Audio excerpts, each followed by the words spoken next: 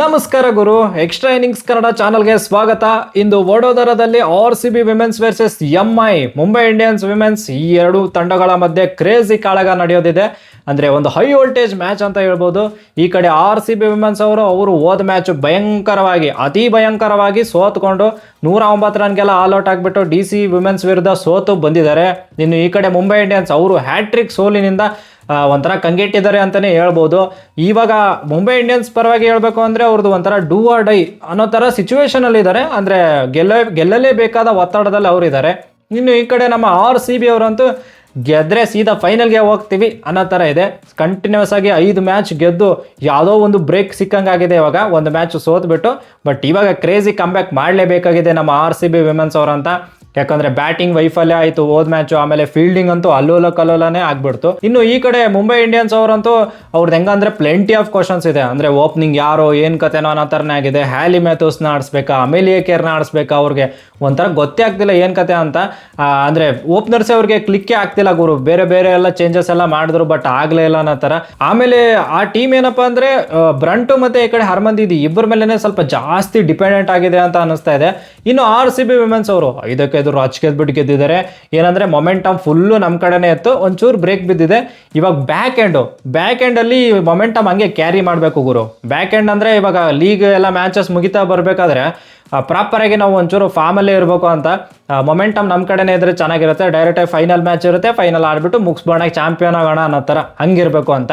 ಇನ್ನು ಡೈರೆಕ್ಟ್ ಆಗಿ playing eleven ಎಲ್ರಿಗೂ ಗೊತ್ತಿರಂಗೆ ಸೇಮ್ ಇದೆ, ಏನು ತೊಂದರೆ ಇಲ್ಲ. ಅಷ್ಟೇ ಪೊಸಿಷನ್ ಸ್ವಲ್ಪ ಚೇಂಜ್ ಮಾಡ್ತಾರ ಅನ್ನೋದೇ ಒಂದು ಕ್ವಶನ್ ಮಾರ್ಕ್ ಗುರು. ಈ ಕಡೆ ಜಾರ್ಜಿಯಾ ಬಾಲು ಅವರು ನಂಬರ್ 3 ಅಲ್ಲಿ ಆಡ್ತಿದ್ದಾರೆ. ಸೊ ಅವರು ಓಪನರ್ ಆಗಿ ಆಡಿದ್ರೆ ಚೆನ್ನಾಗಿರುತ್ತೆ ಅಂತ. ಯಾಕಂದ್ರೆ ಗ್ರೇಸ್ ಹ್ಯಾರಿಸ್ ಅವ್ರ ಕಡೆಯಿಂದ ರನ್ಸ್ ಅಷ್ಟೊಂದು ಬಂದಿಲ್ಲ. ಒಂದೇ ಒಂದು ಮ್ಯಾಚ್ ಆಡಿದ್ದಾರೆ, 85+ ಏನೋ ಹೊಡೆದಿದ್ದಾರೆ ಅಷ್ಟೊಂದು. ಅದು ಬಿಟ್ಟರೆ ಬಾಕಿ ಏನೋ ಅಂಥದ್ದೇನು ಬರ್ತಾ ಇಲ್ಲ ಗ್ರೇಸ್ ಹ್ಯಾರಿಸ್ ಕಡೆಯಿಂದ. ಸೊ ಜಾರ್ಜಿಯಾ ಬಾಲ್ ಏನಾದರೂ ಓಪನಿಂಗ್ ಮಾಡಿದ್ರೆ ಚೆನ್ನಾಗಿರುತ್ತಾ ಅಂತ. ಈ ಕಡೆ ಗ್ರೇಸ್ ಹ್ಯಾರಿಸ್ನ ನೀವು 4-5 ಆ ಟೈಮ್ ಆ ಒಂದು ಸಿಚುವೇಶನ್ ಅಂದರೆ ಪೊಸಿಷನಲ್ಲಿ ಹಾಕಿದ್ರೆ ಚೆನ್ನಾಗಿರುತ್ತೆ ಅಂತ ನನ್ಗನ್ಸುತ್ತೆ. ಗ್ರೇಸ್ ಹ್ಯಾರಿಸು, ಡಿ ಕ್ಲರ್ಕು, ಆಮೇಲೆ ರಿಚಾ ಘೋಷ್ ಇವರೆಲ್ಲ ಬಂದರೆ ದಡ ಬಡ ಅಂತ ಬ್ಯಾಕ್ ಎಂಡ್ ಅಂದರೆ ಸ್ಲಾಗ್ ಓವರ್ಸಲ್ಲಿ ಹೊಡಿಬೋದಲ್ಲ, ಸಕ್ಕತ್ತಾಗಿ ಹೊಡಿಬೋದಲ್ಲ ಅಂತ ಅದೊಂದು ಚೇಂಜಸ್ ಮಾಡ್ತಾರ ನೋಡಬೇಕು. ಅಫ್ಕೋರ್ಸ್ RCB ಮ್ಯಾನೇಜ್ಮೆಂಟ್ ಮಾಡಲ್ಲ ಅನ್ಕೋತೀನಿ. ಮಾಡಂಗಿದ್ರೆ ಆಲ್ರೆಡಿ ಆವಾಗಲೇ ಮಾಡಿರೋರೇನೋ. ಇನ್ನು ಕ್ವಾಲಿಫಿಕೇಶನ್ ಸಿನಾರಿಯೋ ಸ್ವಲ್ಪ ಪಟ ಅಂತ ನೋಡೋದಾದ್ರೆ ಎರಡೂ ಟೀಮ್ಗಳ ಪಾಯಿಂಟ್ ಆಫ್ ವ್ಯೂ ಅಲ್ಲಿ ಇನ್ನು RCB ಏನಪ್ಪ ಅಂದ್ರೆ ಅಫ್ಕೋರ್ಸ್ ಕ್ವಾಲಿಫೈ ಅಂತೂ ಆಗಿದ್ದಾರೆ. ಈ ಒಂದು ಮ್ಯಾಚ್ ಗೆದ್ರೆ ಡೈರೆಕ್ಟಾಗಿ ಫೈನಲ್ಗೆ ಹೋಗ್ತಾರೆ.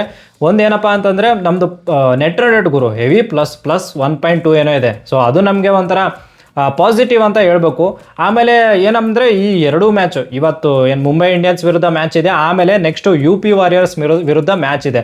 ಸೊ ಏನಂದರೆ ಈ ಮ್ಯಾಚಲ್ಲಿ ಸ್ವಲ್ಪ ಆ ಕಡೆ ಆದ್ರೂ UP ವಾರಿಯರ್ಸ್ ವಿರುದ್ಧನೂ ಸ್ವಲ್ಪ ಆ ಕಡೆ ಆದರೆ ಎರಡೂ ಮ್ಯಾಚ್ ಸೋತ್ರೂ ಅಂದರೆ ಭಯಂಕರವಾಗಿ ಸೋಲ್ಬಾರ್ದು. ಅತಿ ಭಯಂಕರವಾಗಿ ಸೋತ್ರೆ ಮಾತ್ರ ನಮ್ಮದು net run rate full down ಆಗಿಬಿಡುತ್ತೆ.